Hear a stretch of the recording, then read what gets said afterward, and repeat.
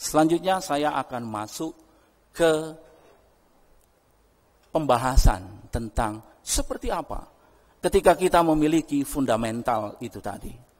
Saudara sekalian, saya ingin mengajak kita dulu melihat apa sebetulnya yang terjadi terhadap dunia yang kita hadapi saat ini dan ke depan. Saudara sekalian, dunia yang kita hadapi saat ini adalah dunia di mana ekonomi Eropa melambat, terjadi krisis yang luar biasa di Eropa. Tidak perlu saya jelaskan, berhari-hari kita melihat di CNN dan di televisi Eropa. Ekonomi Amerika masih belum pulih, fiscal cliff masih menghantui, belum lagi situasi politik dalam negeri antara presiden dan senat dan kongres. Dan populasi dunia yang aging, negara-negara maju mengalami penduduk produktifnya semakin menurun karena terjadi proses aging. Dan economic center of gravity bergerak ke Asia dengan kecepatan yang tinggi. Saya ingin mengatakan the velocity is very, very high, sangat tinggi, karena terintervensi oleh science and technology. Barangkali revolusi industri umurnya kurang dari 300 tahun. Lebih panjang revolusi pertanian. Sekarang sudah masuk kepada fase-fase berikutnya, di mana IT menjadi the prime mover of growth, pertumbuhan dunia. Kuncinya adalah bagaimana melihat fenomena-fenomena ini dan kemana kita meletakkan strategi bangsa ini untuk tetap menjadi bangsa yang unggul dalam konteks tidak kehilangan nasionalisme kita. ASEAN pada 2015 akhir baru saja saya menghadiri KTT ASEAN menetapkan akhir 2015 di mana ASEAN Economic Community akan menjadi sebuah keniscayaan. Kita akan menjadi pasar tunggal ASEAN dengan production base di Asia dengan 600 juta masyarakat ASEAN.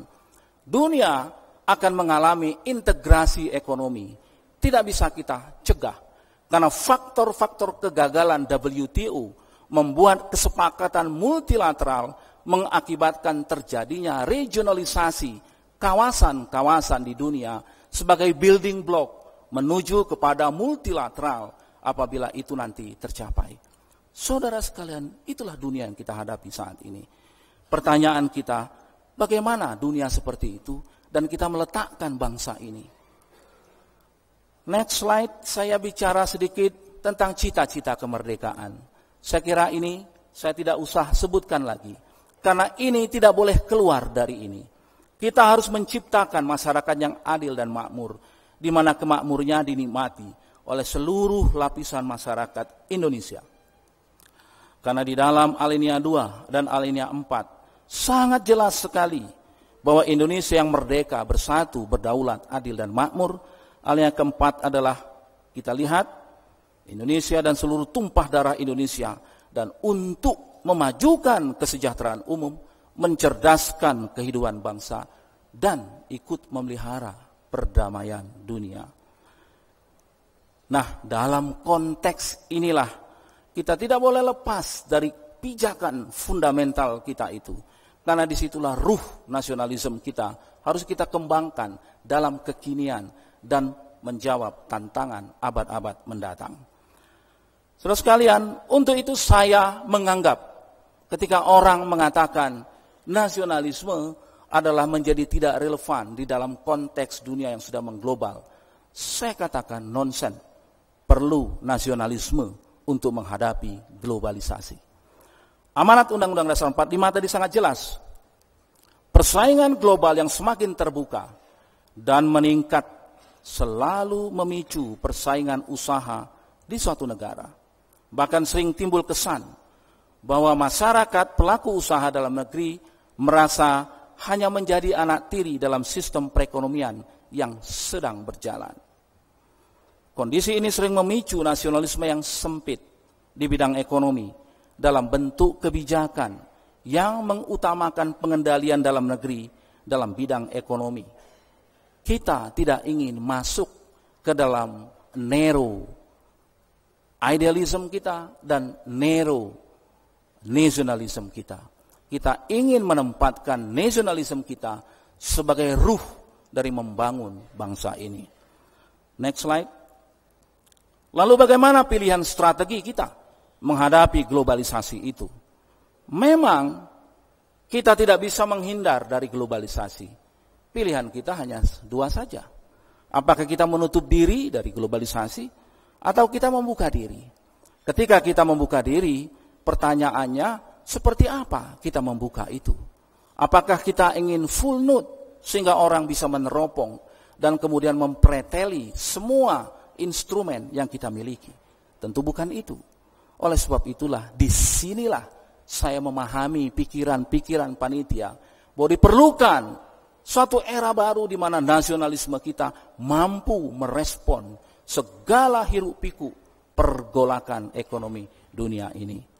Pilihan pertama sering menimbulkan moral hazard yang membuat daya saing produk dalam negeri menjadi lemah.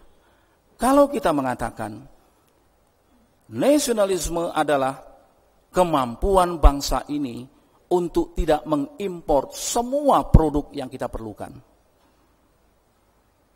maka negara lain mengatakan, oke, fine, dan saya akan menyetop semua ekspor yang you perlukan. Dengan kata lain, di dalam ekonomi yang terbuka saat ini, kita melarang impor, pada saat yang sama kita dipukul untuk melarang ekspor. Oleh sebab itulah yang saya katakan, selalu ada moral hazard ketika kita mengatakan kita memprotek full terhadap seluruh capital dan seluruh capital goods kita. Pilihan ini harus jatuh kepada pilihan kedua. Oleh sebab itu kita mempersiapkan diri dengan sebaik-baiknya agar dapat meraih keuntungan yang optimal dari globalisasi itu sendiri. Kemarin di KTT ASEAN dan East Asia Summit, ASEAN memutuskan sebuah kesepakatan yang disebut dengan Regional Cooperation Economic Partnership. Ini lebih memperluas lagi esensi dari free flows of goods, free flows of capital, free flows of services, dan sebagainya, dan sebagainya. Oleh sebab itu, saya semakin meyakini our nationalism adalah daya tahan bangsa ini untuk selalu meningkatkan kemandirian dan daya saingnya. Nasionalisme harus kita artikan dalam kekinian kita adalah kemampuan bangsa ini untuk meningkatkan daya saing dan kemandiriannya. Nah, pilihan kedua memang adalah pilihan yang terbaik karena dapat memberikan dampak yang optimal bagi kita, tidak menimbulkan cost yang tinggi kepada end user kita, sehingga ekonomi kita tidak gampang overheating dan ekonomi kita berjalan dengan efisien. Nah, oleh sebab itulah kita harus mempunyai strategi yang jitu untuk meningkatkan daya saing nasional secara keseluruhan. Ini kata kunci kita, selalu mengutamakan kepentingan nasional, our national interest dalam hal apapun. Tidak bisa melepaskan national interest. Saudara sekalian, tidak ada bangsa di dunia yang tidak melepaskan atau yang tidak menempatkan kepentingan nasionalnya di atas kepentingan-kepentingan lain. Jadi, nasionalisme kita harus tetap menggelora karena di situ kepentingan kita untuk membangun bangsa ini. National interest. Indonesia harus mengutamakan fair trade, bukan free trade semata. Fair trade adalah perjanjian perdagangan yang memberikan keuntungan bagi semua pihak yang terlibat di dalamnya. Selalu mementingkan kepentingan nasional dalam memilih investasi. Trade, investment, letakkan kepentingan nasional kita.